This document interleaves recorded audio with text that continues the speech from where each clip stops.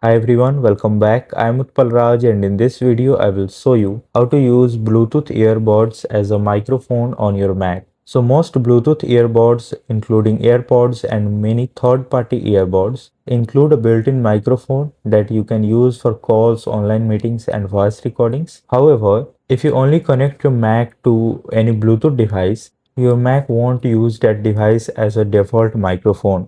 You may need to change this from settings, so just click on Apple logo at top left corner of the screen, then go to System Settings option.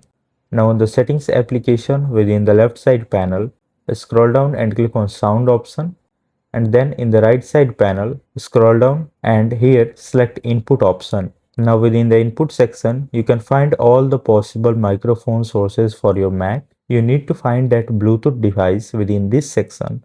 After finding, just click on it to use it as a microphone device. Once you select this, you need to check the input volume level. To increase this, just click on the slider and slide it to right, and also check the input level to make sure your Bluetooth device is capturing your voice. So if this video helped you in any way, make sure to like it, share it and subscribe to this channel. Thanks for watching.